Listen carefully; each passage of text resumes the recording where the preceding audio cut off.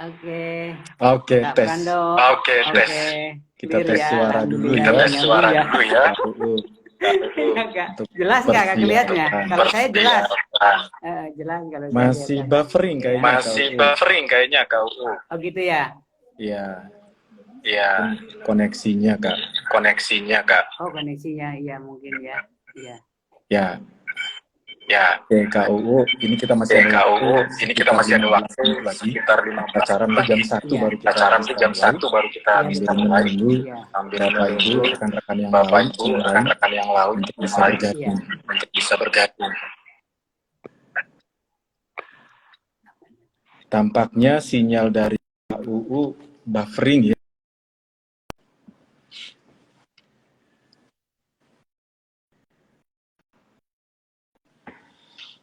Iya. Iya Kak. Iya. Tadi Kak Diki telepon tadi. Nggak bisa pakai headset. Bagaimana? Nggak bisa kayaknya. Tadi telepon Kak Diki. Kakak ketua ya. Terus ini, Pak Ketua. Terus saya lihat di ini apa di SMS apa ngobrol-ngobrol rencana ada pertemuan katanya udah aja di kita di Bandung katanya ya nggak apa-apalah Kak nanti diatur-atur aja ya mungkin Oke. ya Boleh. kalau Nanti kita bisa nanti lah ya enggak maksudnya itu yang para pengurus pusat mungkin kita inilah tuan rumah lah gitulah kita jadi tuan rumah untuk tempat untuk pertemuan secara langsung ya. Gimana Kak, sibuk aja di rumah sakit ya? Iya, biasa Kak, rutinitas. Biasa Kak, sehari-hari. Rutinitas ya, iya. Bapak yang penting sehat lah. Kalau sekarang saya sekarang pindah ke KUU saya di Dikti Kak, jadi saya jadi dosen pusat yang ditempatkan di swasta Kak di Sumedang gitu. Dulu saya di Akper Pemda Garut gitu. Kemudian Akper Pemda diambil alih sama Unpad sama negeri semua kalau Pemda itu karena Pemda tidak menyelenggarakan perguruan tinggi. Akhirnya saya melimpah ke Kopertis kalau dulu tuh istilahnya, sekarang Dikti sekarang jadi pegawai negeri lah kita di jadi nambah usia jadi nambah usia pensiun itu. Masih sering buffering ya Kak ya? Iya, ya itulah. Masih sering buffering KUU ya? Sering buffering KUU ya? Iya. Iya Kak. Masih lah. Nah.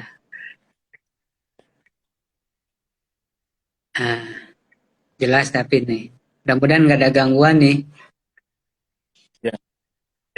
Ya, mudah-mudahan lancar 30 sampai 60 menit ke depan. Iya, pokoknya gini aja Kak ya, di-on-kan begini aja ya Kak ya. Masih ada. Oke, iya Kak. Ya. Ya mudah-mudahan. Kita sudah live kalau. Kita sudah live sekarang. Sudah live ya betul. Jadi beberapa audiens yang lain juga sebenarnya sudah ada. Sudah masuk ya Kak. Sudah masuk gitu. Hanya nanti acara kita mulai tepat pukul 1 sesuai dengan undangan tadi yang kita sampaikan ya di flyer.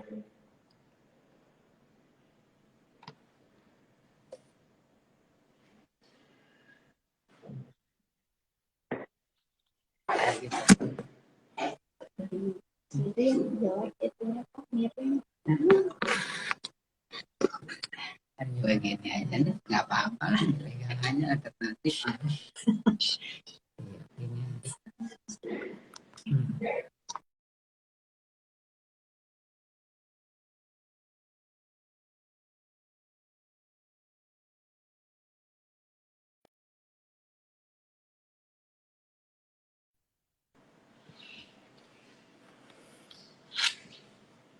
Kak Ketua tuh baru gabung, Kak Diki.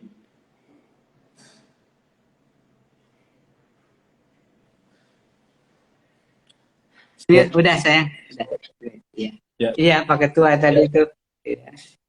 Sekarang sambutan dari Pak Ketua aja dulu, Kak Prando nggak apa-apa.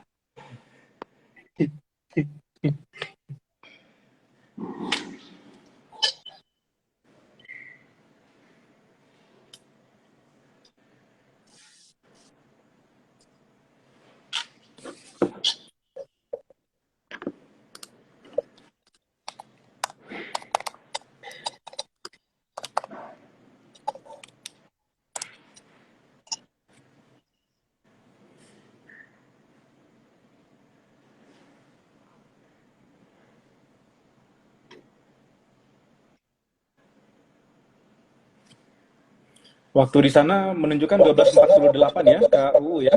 Iya, iya, betul. Ya, sekitar 12 menit lagi. Oke.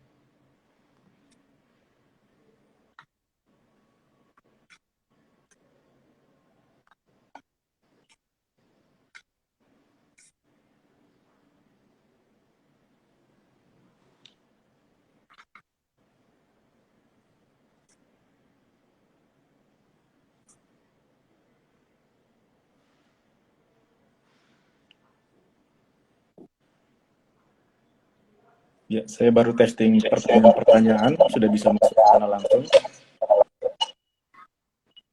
Oke.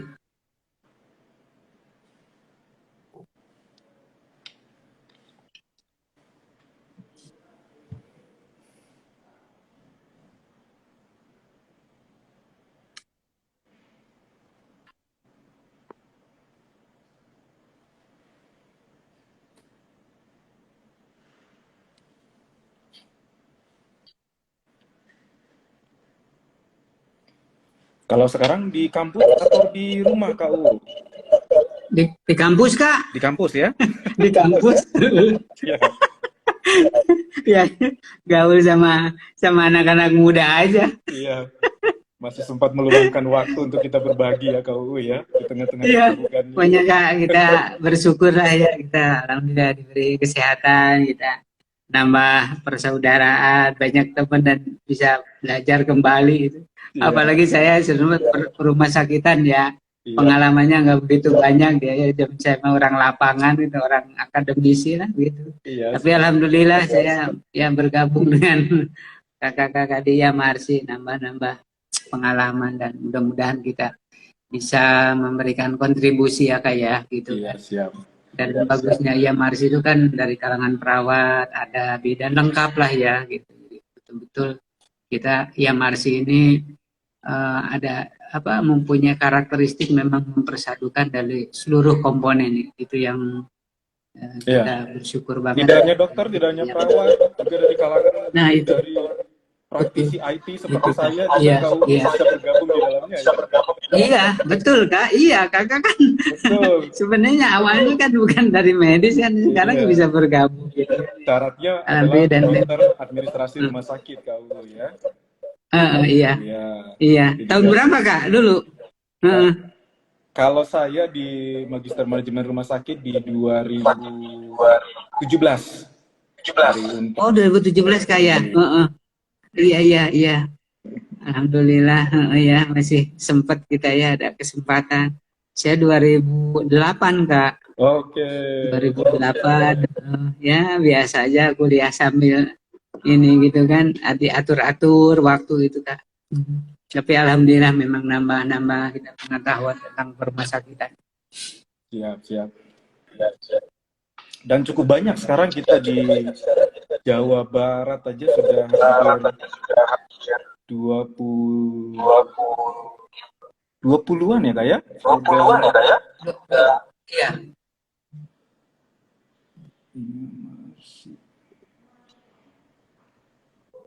Dua 20 ya lebih mungkin.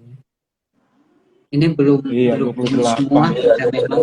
Sekitar 26. Iya. Ini masih banyak Kak sebenarnya Kak, Iya. kita memang kita belum tersosialisasi secara maksimal gitu ya. Memang ya mudah-mudahan nih dari kegiatan ini masih banyak lah sebenarnya di ini aja di Sumedang aja saya juga belum begitu ini terpapar semua, ada yang masih kuliah itu kayak apa wadir pelayanan medik kalau nggak salah tuh dokter Oke. apa gitu. Ya, mungkin nanti insya Allah kita masukkan. Ya, Dan mudah-mudahan kita pada insya Allah, kesempatan ini juga nanti banyak Bapak Ibu yang iya ikut bisa bergabung kembali ya dengan Yamarsi. iya Kak, iya betul. Dan karena kita mah betul-betul menghimpun dari seluruh komponen kekuatan kita, hanya satu aja yang apa sedikit membatasi, yaitu yang punya background perumah sakitan. Nah ini yang ininya apa gitu. Tapi ya memang itu secara normatif ini pantas banget, karena itu normatif ini menjadi salah satu tolak ukur ya. Jadi dikatakan kompeten itu kan ada backgroundnya gitu. Nah, itu. Betul, Kak. Dengan latar pendidikan Magister Manajemen Administrasi Iya. Rumah Sakit ya, Kak Bu ya. Iya, betul, iya Kak, iya. Intinya itu. Dan mudah-mudahan kita ke depan sekarang apa pelayanan bisa lebih baik, terutama yang kita agak sedih itu ketika ada konflik di internal Kak. Ini yang memang kita yang patut lebih bersifat protektif ya, kita kan jadi istilahnya bukan istilah, kalau hukum itu bukan penindakan tapi lebih ke preventifnya gitu. Itu yang lebih efektif. Karena beban psikologi di rumah sakit itu walau bagaimanapun kalau kita boleh jujur ya, beban yang tertinggi sebenarnya. Di itu beban yang tertinggi Kak. Iya. Maka konflik antar apa di intern itu tinggi Kak. Secara real, secara sosiologis di rumah sakit itu, jangankan antara profesi A dengan B, sama-sama profesi pun Kak ya, terutama yang saya ya sebagai perawat itu. Makanya kita bukan mau memberikan ceramah sebenarnya, kita ya kalau saya ini autokritik ya, lebih ke autokritik gitu ya terhadap saya sebagai perawat, sebagai pendidik perawat, dan saya banyak menyaksikan, melihat itu ya masalah-masalah hubungan yang disharmonis gitu kan, itu yang memang agak sedih lah gitu ya, dan itu diupayakan tidak boleh terjadi. Maka sebenarnya ya Marsi, kalau bisa itu memang ketika memberikan sebuah nilai itu ada indikator-indikator yang memang bukan hanya semata-mata angka begitu ya, tetapi bagaimana caranya indikator sosiologis ini ya, hubungan atau human relation lah gitu, mungkin itu salah satu ukuran gitu. Karena hanya angka saja ya, misalnya pendidikan, hanya pendidikan yang dihitung, tetapi bagaimana kemampuan kualitas di dalam komunikasi ini penting banget sekali. Itu banyak masalah-masalah, bukan sekedar angka sebenarnya Kak, tapi HAM ini juga itu persoalan yang sering terjadi tetapi tidak terukur. Tidak terukur kan, hanya fenomenanya aja yang muncul itu. Tapi nggak tahu ini harus dibikin angka gitu. Makanya seleksi atau rekrutmen tenaga pun tidak kalah penting sebenarnya ya masalah itu. Atau paling tidak apa ya, penyadaran lah melalui pendekatan kultural itu barangkali ya gitu perlu ditingkatkan. Karena aduh, konflik itu tinggi sebenarnya Kak, cuma terselubung gitu. Kayak orang Sunda mah angat-angat tai ayam itu istilahnya ya, sama tak? Kayak gitu. Kayak nggak ada apa-apa, dan itu juga menimbulkan efek yang tidak bagus dalam kualitas layan terhadap klien, sekalipun memang itu tidak muncul ke permukaan, tetapi secara real sebenarnya kita sebagai orang rumah sakit, sebagai orang kesehatan ya sering melihat sebenarnya. Cuma kadang-kadang kita bisa ngurut dada aja lah, kata orang Sunda mengurut dada aja gitu. Nah, itu barangkali ya nanti memang ya Marsi itu harus kita bersama-sama ikut memikirkan ke arah sana Kak. Bukan hanya indikator pendidikan saja, pelatihan-pelatihan, jam JPL saja gitu. Tapi barangkali ada hal-hal lain yang karena manusia mah hal yang akan berpengaruh terhadap apapun, faktor manusia mah akan berpengaruh terhadap teknologi sekalipun. Mudah-mudahan dia Marsi bisa ikut menjernihkan itu ya. Ya, Kak Uut, kita 2 menit lagi akan mulai kegiatannya. Kalau waktu saja menunjukkan 12.58. Kalau kesiapannya di sana dari perangkat dan lain sudah siap ya? Ya, alhamdulillah Kak, udah siap. Ini sudah jelas, suara Kakak juga terdengar jelas, dan mudah-mudahan suara saya pun jelas ya, sekalipun gambar kadang-kadang ada agak-agak buram gitu, nggak apa-apa, yang penting ada suaranya. Ya, mudah-mudahan lancar. Mohon izin KU, Lancar, amin, amin Kak. kita bisa mulai? Silahkan, siap. Siap, oke. Baik, KU. Kita mulai saja ya. Ini sudah menunjukkan 12.58 waktu saya. Kita mulai saja untuk kegiatan pada siang hari ini. Sebelumnya, Assalamualaikum warahmatullahi wabarakatuh. Waalaikumsalam warahmatullahi wabarakatuh. Ya, selamat siang, semangat pagi untuk kita semua, Bapak Ibu, Siang Kak. para dokter, para perawat yang hadir pada saat ini, khususnya kakak-kakak Yamarsi, baik dari pengurus pusat ataupun pengurus wilayah, secara khusus Yamarsi Jawa Barat. Salam sehat untuk kita semua, dan salam pekik. Salam pekik ini salam yang biasa kita sampaikan di Yamarsi yang menyatakan bahwa profesional, etika dan hukum, keteladanan, integritas dan kekeluargaan. Salam dan Yamarsi salam pekik. Oke, terima kasih sebelumnya pada kakak-kakak pengurus yang telah memberikan kesempatan untuk kami dari Yamarsi Jawa Barat mendapat waktu dan ruang pada hari ini dalam acara bincang rumah sakit, yakni berbincang tentang rumah sakit di Yamarsi IG Live seri ke-7 yang sekarang akan kita lakukan.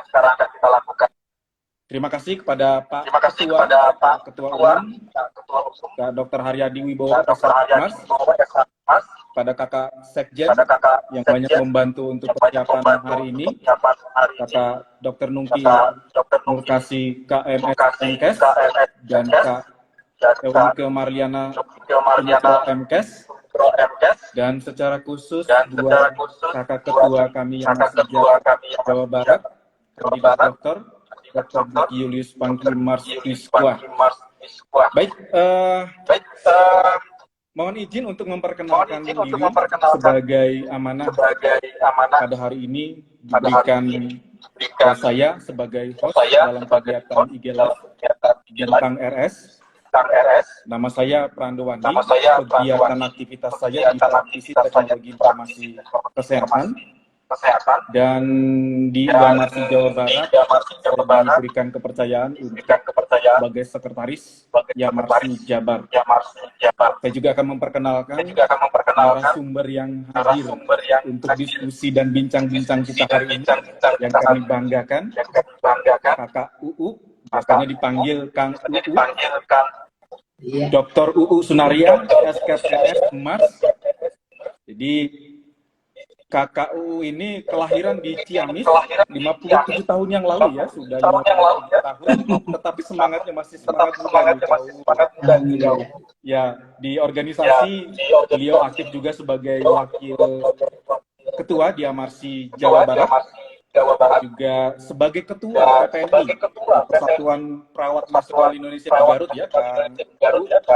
Juga sebagai penggagas Aliansi Pemuda Indonesia Sehat Jawa Barat. Dan status beliau kalau sekarang adalah PNS sebagai dosen LLDT dan sebagai wakil dekan 1 di Fikes Unsap Semedang ya KU. Ya, nanti untuk lebih detailnya KU boleh memperkenalkan diri lagi kepada kalian. Baik Bapak Ibu, hari ini tema yang kita angkat dalam IG Live pada kesempatan di siang hari ini berjudul tentang manajemen etik dan hidup legal perawat dan dokter.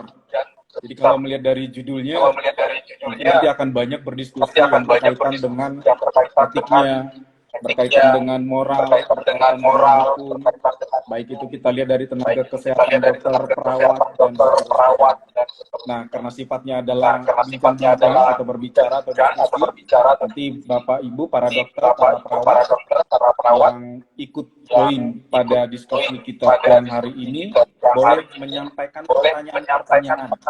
Sehingga nanti kita akan membahas dari pertanyaan-pertanyaan yang memang Bapak Ibu sampaikan untuk langsung dijawab atau langsung dijabarkan oleh kamu di sini sebagai narasumber yang kita hadirkan.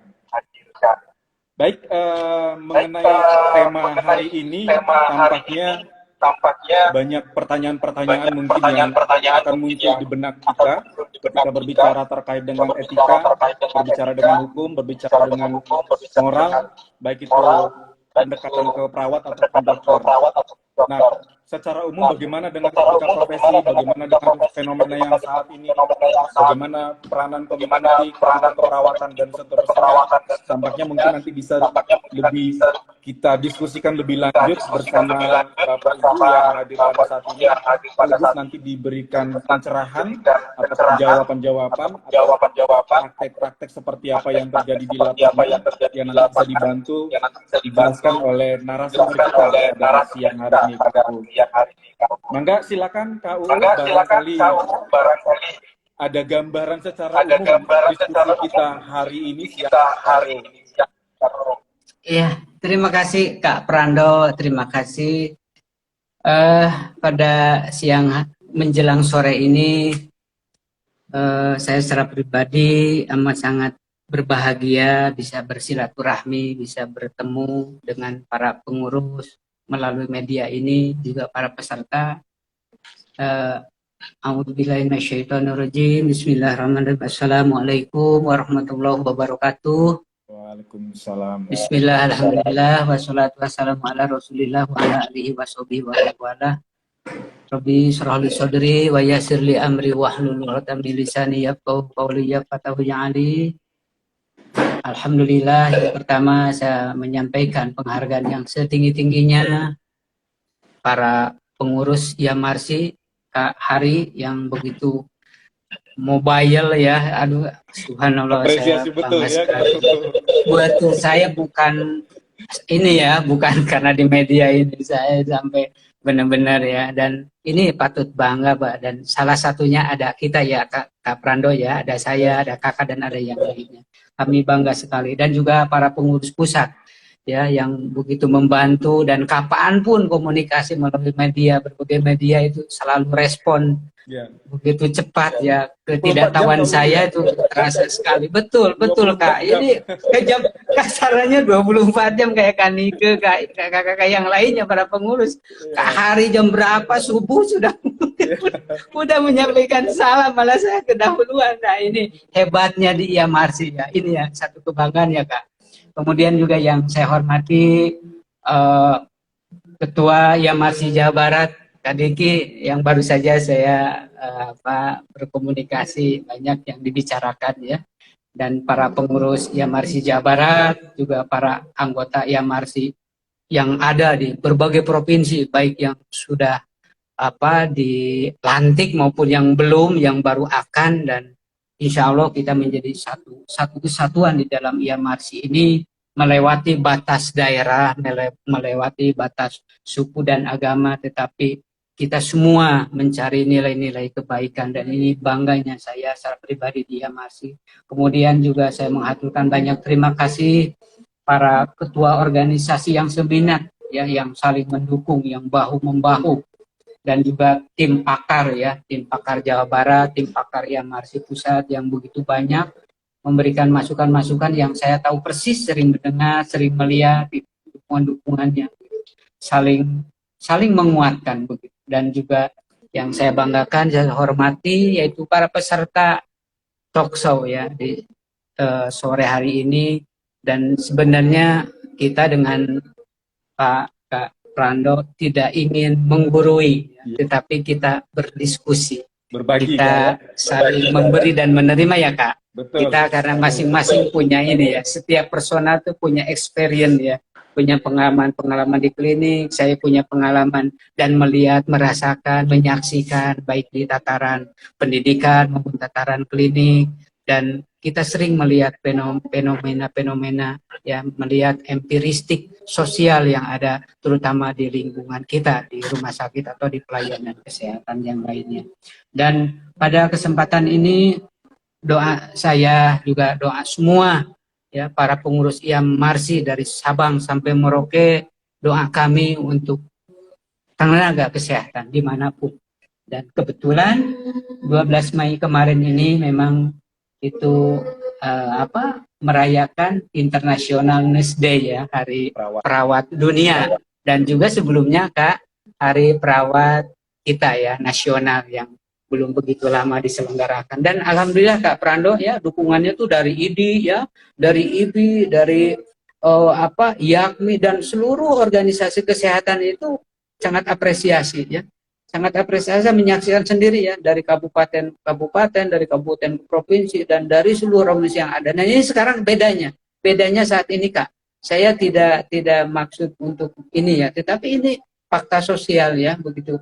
Jadi sekarang kelihatan ada ketimpangan, tapi di luar itu pun bukan berarti tidak ada masalah ya Kak, yang terkait dengan hukum, yang terkait dengan etik, dan barangkali pada kesempatan ini yang itu yang akan kita diskusikan ya, kita sharingkan gitu dengan para peserta, dengan para pakar, dan kita memang di Yamarsi juga membutuhkan masukan-masukan baik yang bersifat administratif, yang bersifat kualitatif, yang bersifat politis dalam arti profesionalisme dalam pengembangan profesional di masing-masing keprofesian yang memang di dalam rangka memberikan layanan kesehatan. Iya, menarik itu.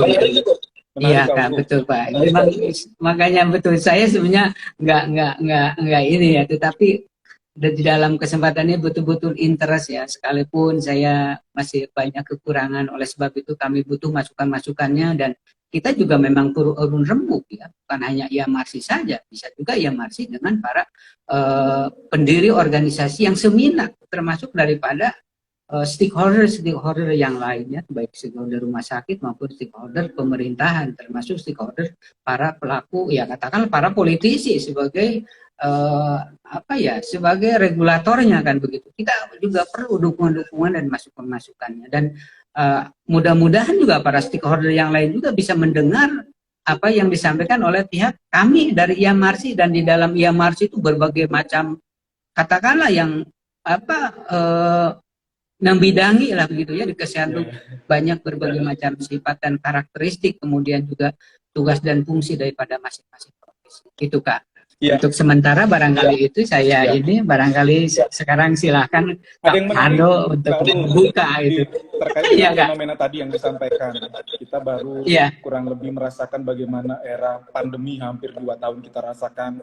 Sekarang kita mulai transisi ke era pandemi. Nah, saya yakin banyak hal-hal mungkin terkait dengan tema dan topik sekarang yang berkaitan dengan etikanya, berkaitan dengan hukumnya, moralnya. Bisa cerita nggak untuk kita, kira-kira fenomena-fenomena apa sih yang terjadi dari era pandemi kemarin sampai sekarang transisi masuk ke era pandeminya, Kak? Iya, betul Kak, betul. Mungkin juga pengalaman saya banyak juga dirasakan oleh para peserta atau rekan-rekan kita ya di tenaga kesehatan. Pada saat pandemi ini banyak yang menarik. Artinya menarik di sini artinya fenomena yang muncul yang perlu dibahas, dalam arti menarik ini yang perlu kita diskusikan. Sekalipun perilakunya ini tentu tidak menarik ya, terus terang saja yang terkait dengan pandemi ini, situasi rumah sakit, beban psikologi itu begitu tinggi. Ya, bahkan antar personal pun ya, antara perawat dengan perawat, itu perawat dengan tenaga medis ini betul-betul terkuras energi ya. Bukan hanya sekedar energi fisik, tetapi energi beban psikologi yang begitu mendalam. Ya. Tetapi ada sisi lain fenomena publik, ya seakan-akan situasi COVID ini seperti cerita dongeng atau buatan, ya demi kepentingan politik, begitu kan? Masih ada yang seperti itu, masih banyak yang tidak percaya. Bahkan kekerasan fisik pun nyaris terjadi ketika pihak rumah sakit ya, pihak manajemen atau para klinisi yang dianggap belum bisa memberikan pelayanan yang menurut ukuran klien atau menurut ukuran publik ketika datang ke rumah sakit, atas nama ketidakpuasan ini ada pelampiasan secara psikologis. Ini yang betul terlihat ya. Kemudian juga ada juga respon yang tidak bagus di kalangan tenaga kesehatan. Memang secara manusia ya manusiawi itu bisa terjadi kapan. Namun dalam konteks profesi, dalam konteks etik, dalam konteks regulasi internal, ya salah satu contoh kode etik ini kan hal yang melekat, yang diatur oleh wadah masing-masing organisasi. Kalau kita berbicara tentang tadi fenomena perilaku, katakanlah balasan-balasan ketidakpuasan dari klien atau dari masyarakat terhadap tenaga kesehatan, tentu tidak ada alasan sedikit apapun untuk mendapatkan atau dibalas dengan, katakanlah kalau cacian dilawan dengan cacian, itu tidak ada alasan apapun.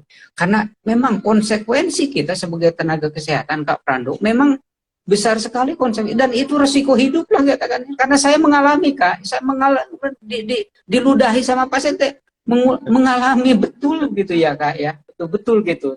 Nah, oleh sebab itu kemudian juga salah satu ini fenomena yang muncul ketika kelelahan perawat ya, kelelahan tenaga kesehatan yang lainnya sering muncul ke permukaan, Kak, ya, di media ya, di medsos gitu kan, di Facebook kan, saya juga ini anggota Facebook nih, gini-gini juga ya gitu. Nah, kemudian kan ada ngeluh-ngeluh gini nih, Kak ya, ngeluh gitu. Saya tuh sebenarnya ya memang kalau bisa ya, ini kan menyangkut etika juga ya, Kak ya. Jadi ketika ngeluh tentang bebannya atau beratnya kerja khususnya di rumah sakit, tentu tidak begitu bagus ya, tidak begitu etis gitu. Jadi ini juga katakanlah sebuah pelanggaran nilai-nilai etika yang tidak tepat dalam cara penyampaiannya. Karena terus terangnya balasan dari publik itu kan akhirnya juga tidak bagus juga. Nah, ini hal-hal yang kecil sebenarnya yang sering terjadi ya. Kemudian juga yang terkait dengan masalah regulasi lain yang lebih besar. Karena kalau kita bicara regulasi itu kan ada regulasi yang bersifatnya general, ada regulasi yang bersifatnya internal, ada regulasi yang bersifat yang dibikin oleh negara, oleh pemerintah yang disebut hukum. Nah, itu memang hukum ini jelas ada, misalnya KUHP. Nah, ini dibikin oleh mereka, dan hukum ini produk daripada politik ya, yang dirumuskan oleh para stakeholder gitu. Nah, kalau kita tentu yang paling dekat aturan kita adalah terkait dengan kode etik. Nah, kode etik ini pada umumnya ada di organisasi, diwadahi di dalam organisasi. Ada mengatur tentang sikap dan perilaku profesionalisme. Kalau dalam konteks ini, Kak Prando, dalam konteks peran dan fungsi organisasi di dalam membuat regulasi, sebenarnya pemerintah itu pada dasarnya tidak bisa ikut campur atau intervensi lah, katakan ya, intervensi terhadap regulasi yang sudah disepakati di dalam wadah organisasi. Ya, dalam konteks normalnya seperti itu. Tetapi dalam konteks proses demokratisasi, dalam proses kehidupan, tidak ada yang tidak bisa masuk sebagai input atau mengkritisi dari manapun, ya, kapanpun terhadap organisasi apapun, tidak boleh menutup ya, terutama masukan-masukan yang bersifat konstruktif tentunya kan gitu. Jadi patut hukum pun ya, kode etik pun ya, atau aturan-aturan normatif apapun pada dasarnya itu berkembang setiap saat ya, itu berkembang yang bisa menjadi pegangan oleh individu-individu organisasi profesi. Iya. Jadi memang yang paling khas ya, Kak, yang paling khas sekali ini kalau kita bicara profesi, memang mungkin ya jelas ya, Kakak juga ya, juga para senior-senior merasakan banget ya, Kak ya. Iya. Proses pendidikan di kesehatan mah feodalisnya juga kental banget ya, Kak ya. Masalah ya, contohnya masalah komunikasi aja juga, apalagi zaman dulu tuh, zaman 30 tahun ke belakang tuh, cara berjalan aja kalau saya tuh dulu waktu sekolah di keperawatan sampai diukur banget jalan juga, itu harus bagaimana bungkuknya gitu. Tapi sisi lain memang positif, itu bentuk kedisiplinan. Jadi kita tidak bermaksud meninggi-tinggikan background tenaga kesehatan, tapi itulah memang kondisinya bahwa kita lebih bersifat feodalis. Dan termasuk yang mencirikan kekhasan sebagai anggota profesi itu ada aturan-aturan, ada regulasi internal yang ada di wadah organisasi. Iya. Nah, itu Kak, barangkali sebagai apa ya, untuk mengingatkan pada saya ya, sebagai autokritik, saya sebagai perawat, sebagai pendidik gitu kan, dan mudah-mudahan juga menambah kesadaran bagi saya ya, secara pribadi maupun rekan-rekan para perawat dimanapun berada, juga para mahasiswa saya, itu memang perlu diingat, memang dari proses pembelajaran itu masalah sikap dan perilaku ya, itu harus memang ada penataan-penataan. Juga saya sebagai para pendidik juga harus saling mengingatkan, apalagi tenaga kesehatan berhubungan langsung ya dengan klien yang berbagai sifat dan karakteristik yang sangat berbeda. Begitu Kak. Atau barangkali Kak Prando ada fenomena lain barangkali. Ya, menarik yang tadi Kak. Ini juga disambut dari audiens Kak Arya 1 2 3 4 5 karena juga terkait dengan bagaimana soal pemulihan psikis tenaga kesehatan yang ada di terkait dari yang disampaikan oleh KU misalnya, sampai ada pasien yang mungkin marah, sampai diludahin mungkin tadi dengan pasien. Bagaimana proses terkait dengan psikis dari nakes tersebut, baik itu perawat ataupun dokter KU? Betul Kak. Ini memang apa ya, hal-hal seperti ini memang patut ada yang melakukan advokasi. Memang bahasa advokasi ini istilahnya bahasa secara ini lebih dekat bahasa hukum gitu ya. Tetapi kalau saya lebih menyebutnya ini adalah advokasi sosiologis gitu ya. Jadi artinya ada pembelaan-pembelaan dalam arti bukan bentuk perlawanan, tetapi bagaimana pendekatan cultural approach antara, contoh ya, seandainya saya terjadi diperlakukan seperti itu, kan kita juga punya pimpinannya. Kalau perawat punya pimpinan keperawatannya, dokter juga punya di kedokteran ya, kemudian ada wadahnya ya, ada kredensialnya, ada komitenya begitu. Nah ini sebenarnya mereka itu berfungsi sebagai orang tua. Sebagai orang tua untuk ikut menerangkan dan ikut menyadarkan bahwa ini adalah bagian resiko personal choice di dalam kita melakukan sebuah pekerjaan. Jadi paling tidak ini untuk jangan malah dibully gitu. jangan malah terbalik ya. Walau bagaimanapun kita yang bekerja di sebuah rumah sakit, di pelayanan dimanapun, itu harus menjadi satu bagian yang tidak bisa terpisahkan. Kata orang Sunda mah, sapa pahit sama manis gitu Kak Prando ya, sapa pahit sama sepenanggungan gitulah gitu ya. Kalaupun ada masalah di dalam seandainya gitu kan, tidak boleh istilahnya lempar batu sembunyi tangan, dilempar keluar kemudian memancing orang luar, itu tidak boleh. Kita selesaikan persoalan-persoalan kurang dan lebih di lingkungan rumah sakit itu dimanapun, kapanpun ya, itu selalu ada. Tetapi bagaimana kita cara menyikapi. Memang ini kesadaran, bukan hanya personal. Dari seluruh komponen yang ada, seluruh profesi memang harus menyadari betul bahwa kita bekerja tidak bisa sendiri. Perawat tidak bisa bekerja sendiri, bidan tidak bisa bekerja sendiri, dokter juga tidak bisa sendiri. Ada nutritionnya, ada ada tangga-tangga profesi yang lainnya. Dan memang tadi kata Kak Prando, istilahnya apa yang bisa dilakukan, ya paling sederhananya memang Kak, pendekatan kultur itu sangat penting sekali Kak. Itu yang saya terasa ya, ketika saya ada, ya mohon maaf, saya pun sama, kalau masalah itu selalu berdampingan dalam kehidupan, ibarat satu keping uang ya Kak ya. Jadi yang gambar yang berbeda tapi melekat di dalam satu wadah kan begitu, nggak bisa dipisahkan itu. Nah makanya kami di kalangan perawat ya, ketika saya ya mohon maaf Kak, saya sedikit koreksi, saya sekarang sudah tidak jadi ketua PPNI Garut Kak, tapi saya punya pengalaman ketua PPNI Perawat Garut, dan saya juga direktur Pemda Garut dulu begitu ya dulu, dan sampai sekarang saya sebagai anggota perawat. Maka dalam penyelesaian itu adalah kultural yang lebih ini Kak, bukan hanya pendekatan administratif Kak. Iya. Jangan sampai ironis Kak, ketika ada staf yang dibully, diberikan judgement yang negatif oleh klien dan tidak tahu persoalan yang sebenarnya, kemudian juga malah mendapatkan hukuman secara administratif. Jangan sampai begitu. Walau bagaimanapun kasarannya, cek bahasa Sunda mah erek hade, erek boleh, mau bagus, mau jelek itu menjadi bagian keluarga besar di sebuah lingkungan rumah sakit. Dan ini juga menyangkut pendekatan kultural, dan di dalam kultural juga ada menyangkut masalah kode etik. Gitu. Jangan sampai ada masalah ini dari masalah kode etik kemudian melebar menjadi masalah hukum, menjadi pidana, menjadi perdata, menjadi yang tadinya tidak ada delik aduan menjadi ada delik aduan. Jangan sampai begitu, karena ini bisa terjadi Kak. Sekarang situasi politik ini hal-hal lain terus terang saja, karena zaman terbuka Kak, tidak sedikit rumah sakit pun bisa terjadi politisasi rumah sakit.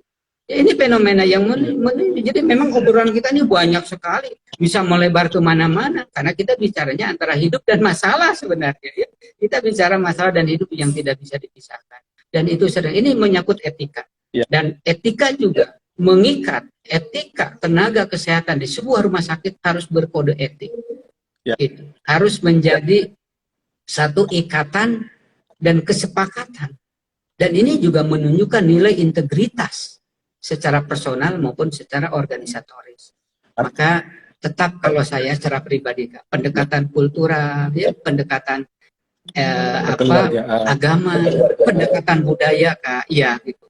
Ya. Di samping tentu ada pendekatan-pendekatan lain, tetap ada pendekatan reward dan punishment, yaitu barangkali reward dan punishment juga disesuaikan dengan kondisi kultural tadi Kak. Terus saja, karena saya kalau bicara tadi kata Kak Prando membuka tentang beban psikologis, yang saya rasakan betul bahwa Indonesia itu menjadi masyarakatnya yang kalau menurut saya ini mudah-mudahan kalau perlu ada koreksi juga boleh. Mudah-mudahan tidak lebih bersifat sensitif sekali.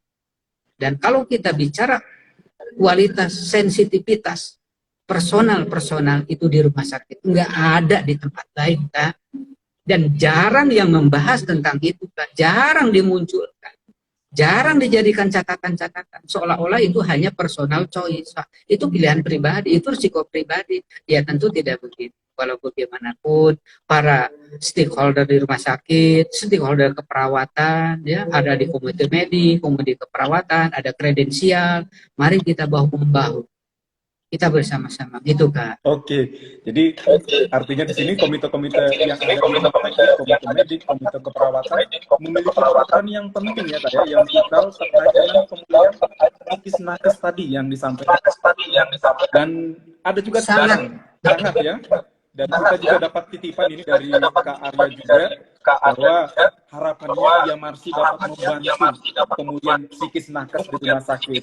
Mudah-mudahan ini PR untuk kita, untuk pengurus pusat, pengurus wilayah, bagaimana kita mengambil peranan ya, terkait dengan pemulihan psikis nakes tersebut.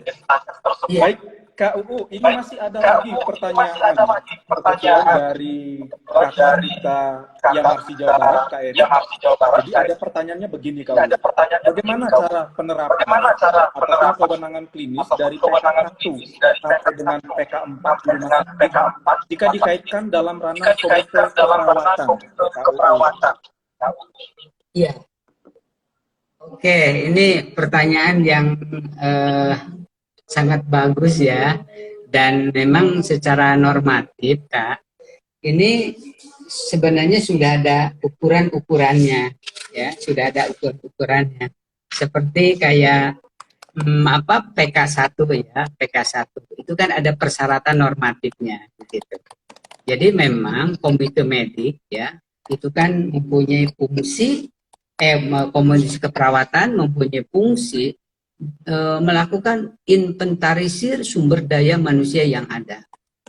Nah, ketika sumber daya yang ada itu kan dipilih dan dipilah, kan begitu kayak dipilih dan dipilah, kemudian sesuai dengan levelnya. Misalnya untuk PK1 persyaratan normatifnya D3.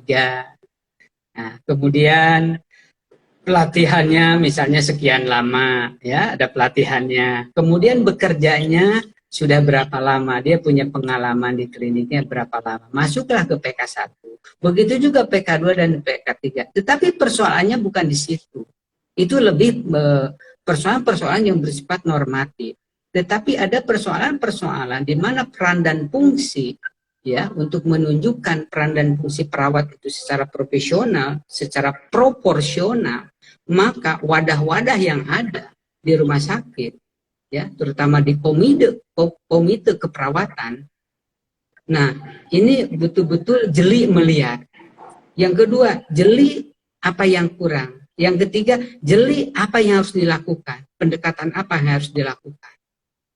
Karena terus terang saja memang betul kata Dr. Ando, persoalan perawat dengan klien, persoalan perawat dengan tenaga kesehatan yang lainnya, ini adalah sesuatu yang memang tidak bisa terpisahkan antara beban kerja dengan resiko kerja, beban fisik, beban psikologis. Maka di dalam pemilihan tadi persyaratan normatif dan persyaratan lain, yaitu persyaratan personality, ya, jadi persyaratan individu itu harus dilihat, harus betul matang dan di dalam pembinaan, seperti in service training, pelatihan. Mohon maaf Kak, saya punya pengalaman Kak ya. Saya dulu kan saya juga SPK, akper gitu ya.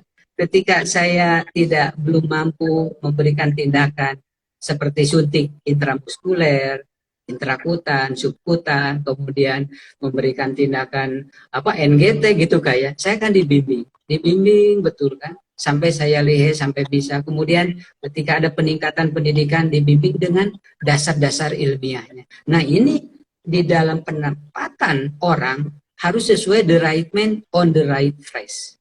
Menempatkan orang sesuai dengan pendidikannya dan yang tidak kalah penting adalah pengalaman. Ini mahal sekali Kak.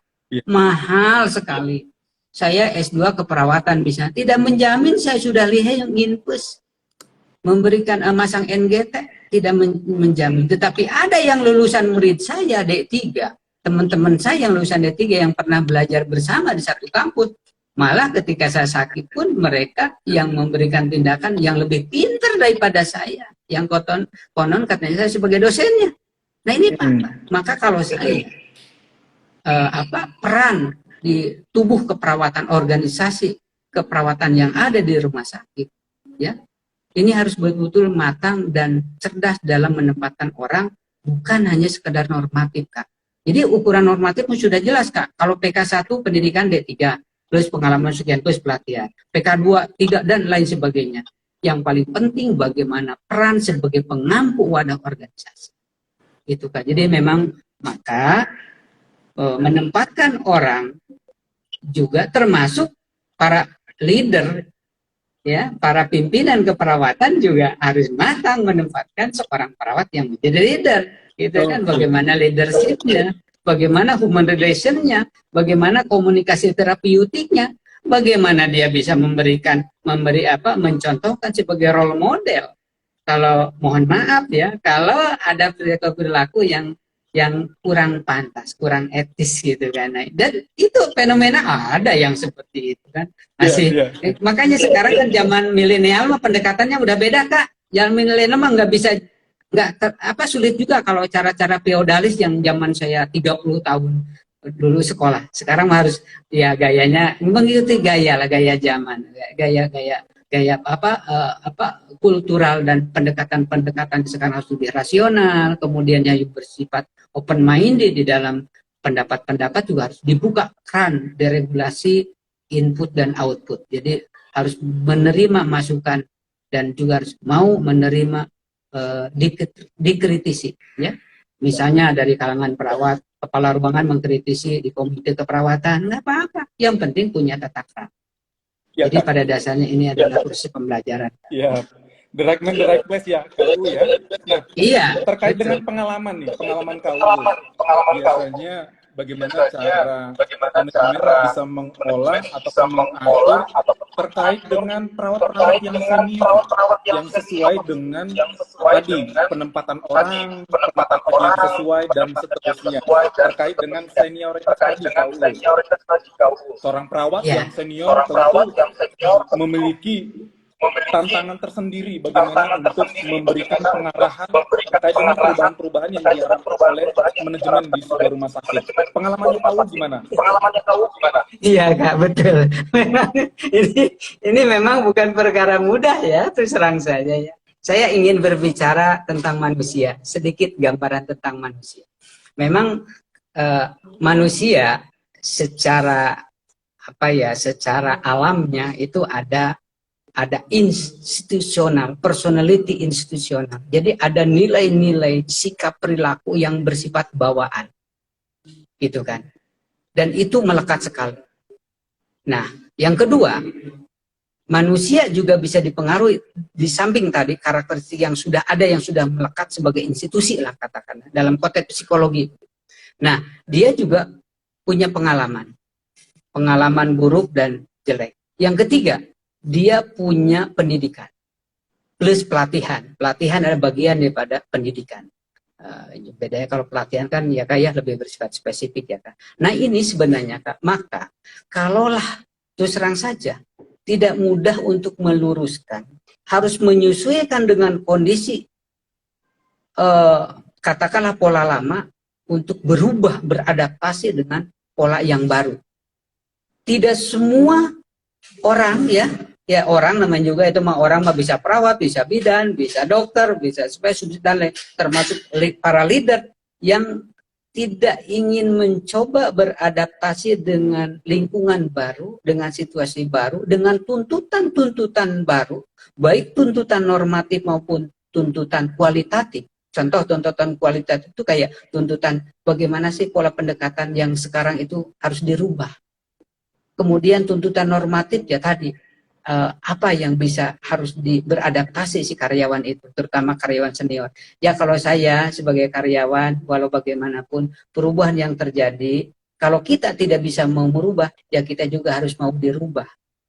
Tentu perubahan-perubahan itu yang bersifat positif tentunya. Contoh, kalau perawat ya barangkali apa yang harus ditingkatkan adalah salah satu dalam konteks sosiologis harus bisa memberikan role model ya sehingga bisa dicontoh, bisa dijadikan imitasi. Ini hal kecil. Masalah pemodelan, masalah imitasi itu sangat penting. Bagaimana dia bisa berbicara dengan bawahannya. Yang kedua, juga harus sadar bahwa ada hak dan kewajiban. Karena apa? Ada nilai-nilai nominal yang diterima oleh saya. Kalau saya sebagai tenaga, saya harus benar kalau tenaga pengajar, sekalipun tidak pintar, tapi paling tidak harus berusaha. Karena ada nilai nominal yang harus bisa dipertanggungjawabkan. Uang yang dikeluarkan oleh manajemen dipertanggungjawabkan terhadap negara. Dan bukan hanya pertanggungjawaban terhadap negara, juga pertanggungjawaban manusia terhadap sang haliknya. Nah ini oleh sebab itu pendekatan agama, kultural, normatif, regulasi itu harus dipadukan dengan pendekatan-pendekatan yang bisa melunturkan, meluluhkan sehingga ada kesadaran. Karena gini Kak, karakteristik manusia itu beda. Ada yang ingin tahu, ada orang yang tahu tapi tidak ingin tahu. Ada orang yang tidak tahu tapi ingin tahu. Kan begitu Kak. Nah yang paling susah orang yang tahu tapi tidak ingin tahu. Gitu kan. Artinya ketahuannya dia tidak mau diaplikasikan. Dan ini fenomena ini Kak, mohon maaf saya tidak bicara perawat ANSI, tidak bicara dokter ANSI, tapi lingkungan di rumah sakit yang seperti ini, karena ini kan pertanyaan, ini kan pengalaman, jadi tidak boleh ada yang tersinggung ya Kak. Termasuk saya juga tidak mudah untuk beradaptasi. Contoh dengan teknologi, saya tidak begitu cepat beradaptasi dengan teknologi, cuma saya mencoba untuk saya beradaptasi. Nah, yang mencobanya ini yang nilai yang tertinggi Kak. Jadi mari kita sadari para tenaga kesehatan, mari kita bisa memahami yang lebih luas karena hidup kita adalah hidup harus bisa dipertanggungjawabkan. Ya harus bisa bertanggung terhadap pemerintah, terhadap rakyat. Ya ini mamatahan saya Kak, ya Kak Prando ya. Jadi memang pertanggungjawaban pimpinan terhadap negara itu bukan persoalan berat. Contoh masalah kesejahteraan. kesejahteraan itu juga harus ada dipertanggungjawabkan ya. Bagaimana proporsinya gitu, bagaimana besarannya itu juga harus bisa dipertanggungjawabkan.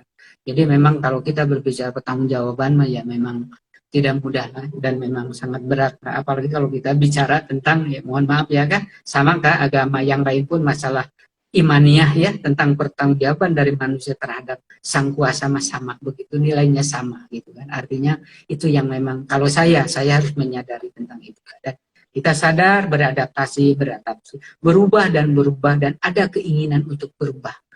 Yang tidak tahu menjadi tahu, yang tidak bisa menjadi bisa, yang tidak mau menjadi mau, itu Kak, kalau di keperawatan begitu. Iya, iya. Ada kiat-kiat khusus nggak Kak KUU terkait dengan komite keperawatan, bagaimana supaya komite keperawatan tersebut boleh menjadi wadah yang kuat untuk para perawat? Ya. Jadi yang kalau bicara tentang bagaimana sebuah organisasi termasuk komite ya, komite apapun gitu kan, komite apapun saya memang di rumah sakit kan yang jelas ada komite medik, komite keperawatan atau mungkin ada komite. Kata kuncinya Kak, kata kuncinya di dalam rekrutmen sistem yang harus betul terseleksi Kak, bukan hanya pendidikan ya, tetapi stylish performance.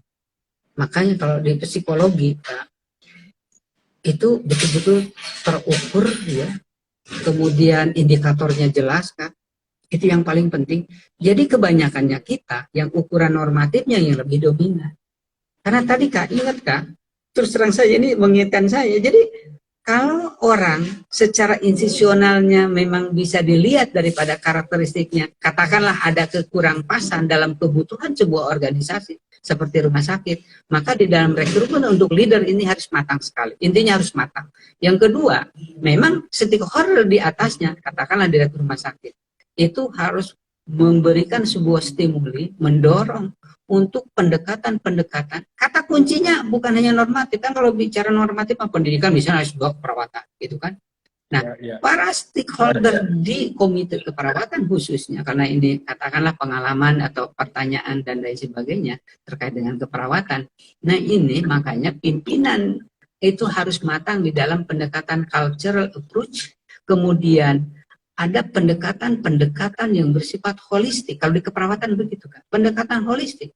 Karena ingat manusia itu ada manusia secara individu, ada manusia secara sosial, ya, ada manusia yang mempunyai nilai-nilai sesuai dengan latar belakangnya dan menjadi leader termasuk di komunitas apapun memang tidak mudah. Jadi harus matang di dalam pendekatan, harus bisa cerdas apa yang kurang dan apa yang harus dilakukan. Sehingga di dalam perencanaan misalnya akan melakukan pelatihan-pelatihan itu harus betul-betul bisa dipertanggungjawabkan. Kata kuncinya Kak bukan hanya pendidikan. Bagaimana dia mampu menggali potensi yang ada, bagaimana dia mampu menganalisis problem, dan dia mampu bagaimana melakukan planning strategik di dalam berbagai approach, berbagai pendekatan di dalam pemecahan masalah. Karena pemecahan masalah terhadap manusia bukan hanya nominal materi, tetapi ada yang terkait dengan heart-nya, dengan hatinya, dengan jiwanya. Kata kuncinya di situ sebenarnya Kak. Kalau nominal sekalipun katakanlah nominal kecil, tetapi kalau dia paham kenapa dia kecil, kenapa dia lebih gede, mana batas pertanggungjawabannya, kan begitu. Ini kan di tubuh perawat pun atau di tubuh komite manapun itu bisa terjadi. Kenapa saya dapat segini, kamu dapat segitu? Makanya regulasinya harus jelas dulu, Kak. Di samping pendekatan-pendekatan normatif yang lainnya, di samping pendekatan kultural. Itu aja Kak kalau saya nggak bisa panjang lebar yang lebih detail ya. Ini pengalaman saya juga paling tidak bisa mengurangi konflik-konflik internal Kak, ya. Karena terus terang saja Kak, di kesehatan pada umumnya termasuk di kedokteran, di kebidanan itu karena memang beban psikologi, stimuli psikologi, beban itu memang sangat tinggi Kak. Jadi ketika ada sedikit saja yang tidak dipahami, nah ini yang jadi persoalan, informasi, komunikasi, diseminasi ini tidak begitu maksimal dilakukan oleh stakeholder di mana termasuk di perawatan maupun di kedokteran. Cobalah komunikasikan. Nah itu Kak, itu saya tidak maksud menggurui, tapi pengalaman karena masalah itu dimanapun hampir selalu ada. begitu kan. Ya, menyambung lagi tuh Kak Uus. Tadi dari pertanyaan Kak Firman dari MRC Jabar juga menyatakan bagaimana peranan komite keperawatan dalam akreditasi dan seperti apa penerapannya di lapangan, Kak? Iya, kan begini ya, setiap waktu tertentu jelaslah ya ada penilaian disebut akreditasi, ada SNAP itu ya gitu kan. Nah, salah satu komponen penting ini kan salah satu indikator kualitas dari berbagai segmen, dari berbagai variabel yang dinilai, diantaranya ada di kelompok keperawatan ya Kak ya. Nah, jadi begini Kak, memang ini persoalan-persoalan yang relatif klasik sebenarnya ya gitu kan. Karena kelompok keperawatan ini juga menjadikan ukuran-ukuran menjadi atau mendapatkan nilai dia masuk rumah sakitnya tipe apa ya, apakah paripurna atau apa, kan tidak bisa hanya di kalangan medik saja yang diukur atau yang terukur gitu kan. Nah, ini memang kiat yang paling penting ini di komite keperawatan ya, seringlah melakukan diskusi gitu kan. Harus sering juga melakukan apa ya, span of control ya. Rentang pengawasan itu harus betul-betul dilakukan ya, sebagai leader tentunya ya, sesuai dengan bidangnya, sesuai dengan job desk-nya, kan begitu di tubuh keperawatan di komite ini. Karena komite ini mempunyai peran yang sangat besar, dan setiap pekerjaan di komite itu buktikan ya, ada bukti secara normatif itu apa yang sudah dilakukan, apa yang akan dilakukan, apa yang sedang dilakukan, baik yang terkait dengan fisik, yang terkait dengan peningkatan profesi, misalnya jam JPL perawat misalnya rata-rata 20 jam per sekian atau per tahun misalnya. Nah, ini juga harus berkoordinasi di ranah keperawatan. Kalau kita bicara komite keperawatan, itu kan komite ini kan wadah pemikir, Kak.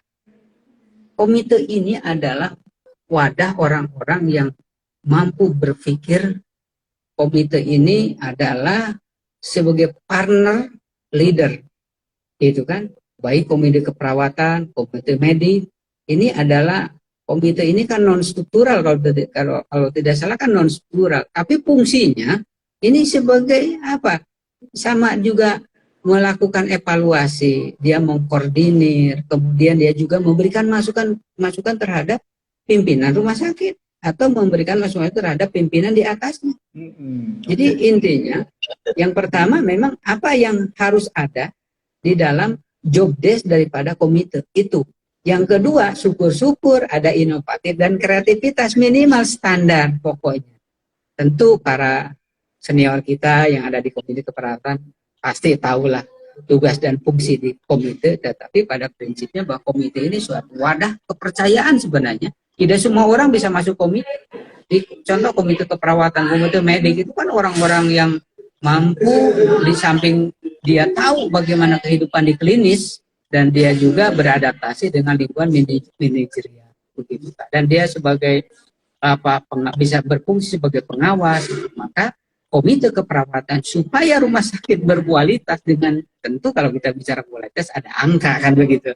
Maka pendekatan normatif dan pendekatan yang lain harus dimaksimalkan. Itu yang saya kemarin juga melihat ketika akreditasi. Jadi orang-orang komite keperawatan, orang keperawatan tuh dari kabin keperawatan, kasih keperawatan, kemudian kepala ruangan, kepala regu gitu kan, dan bahu membahu ya. Yang saya lihat nilai khusus ya di keperawatan yang saya tahu itu nilainya ya cukup bagus gitu kan. Ya tentu peran komite keperawatan itu memaksimalkan fungsinya dan memaksimalkan pendekatannya. Tetap Kak, yang namanya pendekatan apapun ya tetap dimulainya dari situ. Karena ingat Kak, Indonesia itu orang yang paling sensitif. Ketika orang sayang, kadang-kadang lamun geus nyaah macam orang Sunda mah nggak ada ukurannya. Atau kalau sudah benci juga, nah ini juga hal yang patut dikoreksi Kak. Ini pengalaman saja Kak ya, pengalaman secara kultural, dan mudah-mudahan hal yang buruk apa yang saya sampaikan itu tidak terjadi Kak. Tapi tidak ada salahnya ya fenomena itu kita diskusikan supaya kita memang, saya secara pribadi dan kita menyadari bahwa kita ini hidup berbangsa dan bernegara, hidup berkelompok dan bersatu dalam satu wadah, khususnya rumah sakit atau unit-unit layanan kesehatan, dan memang pendekatan-pendekatan apapun memang patut menjadi sebuah perhatian kita semua. Begitu. Iya. Kalau dilihat ini KUU secara mediko-legalnya terkait dengan pendelegasian dari tugas yang dilakukan seorang dokter kepada perawat. Bagaimana? Apakah ada diatur secara mediko-legalnya atau seperti apa penerapannya di lapangan? Aduh, ini pertanyaan yang bagus sekali, dan ini hal yang apa ya? Ini kan kalau kita bicara apa, tindakan-tindakan keperawatan atau perawat yang melakukan tindakan medik atau tindakan invasif gitu ya. Nah, ini sebenarnya gini Kak, kalau istilah di bahasa hukum ya, saya bukan ahli hukum tapi saya mencoba belajar secara hukum administrasi. Nah, jadi begini Kak, memang terus terang saja saya sering mengatakan di depan mahasiswa saya Kak Prando, bahwa bedanya kuliah di kesehatan ini antara teori yang dipelajari dengan dunia nyata, dunia klinis. Contoh di keperawatan, ternyata Kak, lebih banyak dunia nyatanya ketimbang dunia teori. Tapi nggak tahu ini benar atau tidak, ini pendapat saya, pendapat serampangan lah gitu. Itu nggak perlu dijadikan pegangan, ini untuk pribadi.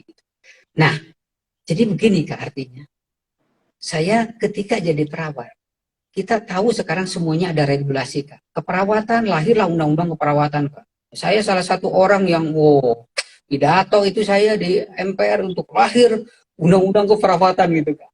Tapi ketika saya sadari, ketika lahirnya sebuah undang-undang itu punya resiko karena bersifat mengikat gitu.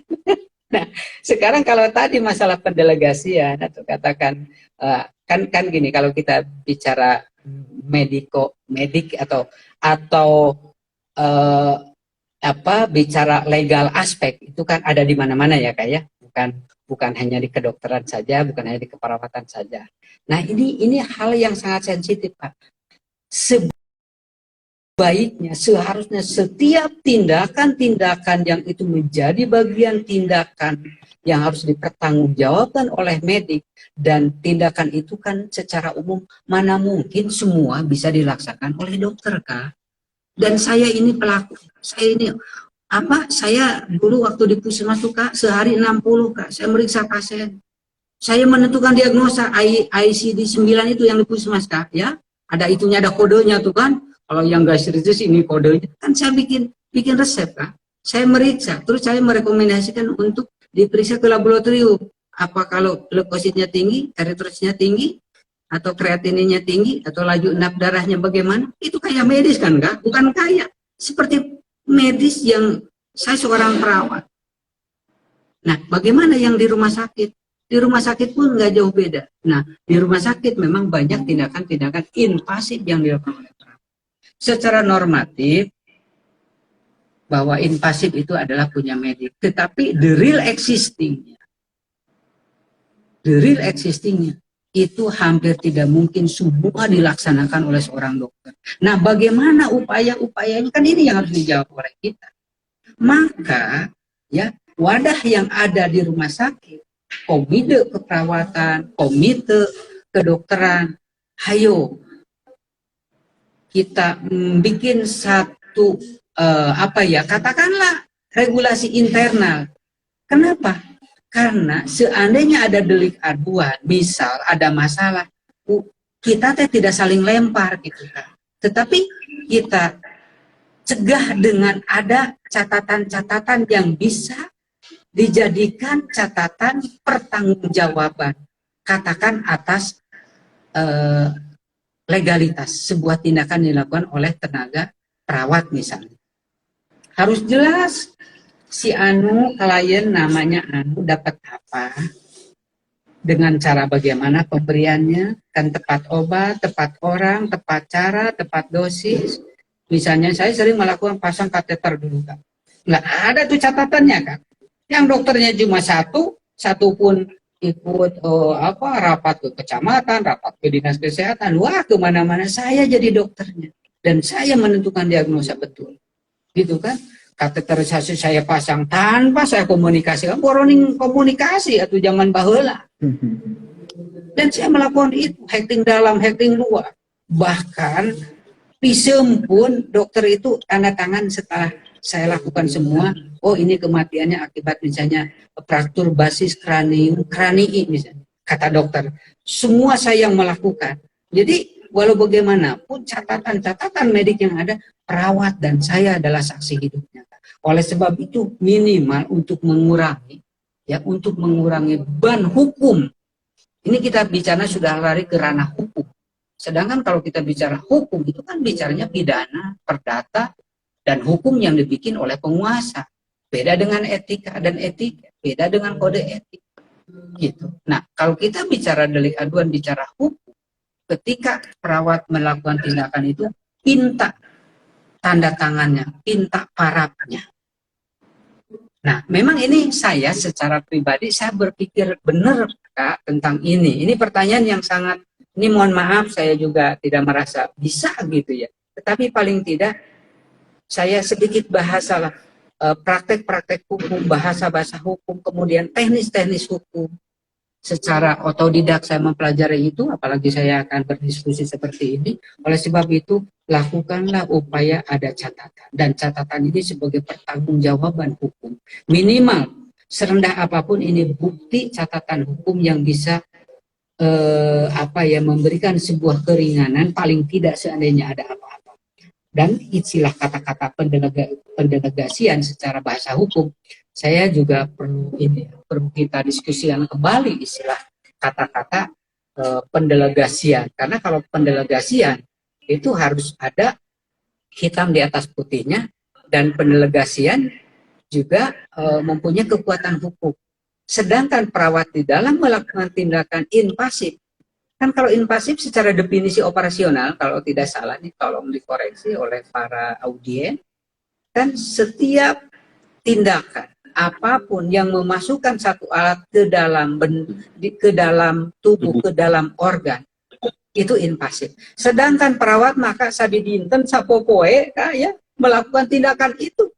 Saya pasang kateter, saya kemudian menghekting, kemudian saya nyuntrik, ya, kemudian menginfus, masang NGT, kemudian mengambil benda-benda asing yang ada di misalnya di organ yang lain, dan itu apakah itu sudah betul tertata di dalam katakanlah bahasa pendelegasian dengan indikator-indikatornya yang disebut pendelegasian. Nah, ini perlu jadi catatan. Dan terus terang saja Kak, ini juga menjadi pemikiran kita semua. Saya sampai terpikir begini Kak, mungkinkah ya, ini pertanyaan dari saya, mungkinkah tindakan-tindakan invasif yang sudah, yang sedang, ya, yang selama ini dari existing tindakan invasif yang dilakukan oleh tenaga perawat, mungkin termasuk bidan, ya, termasuk bidan, ini jangan dijadikan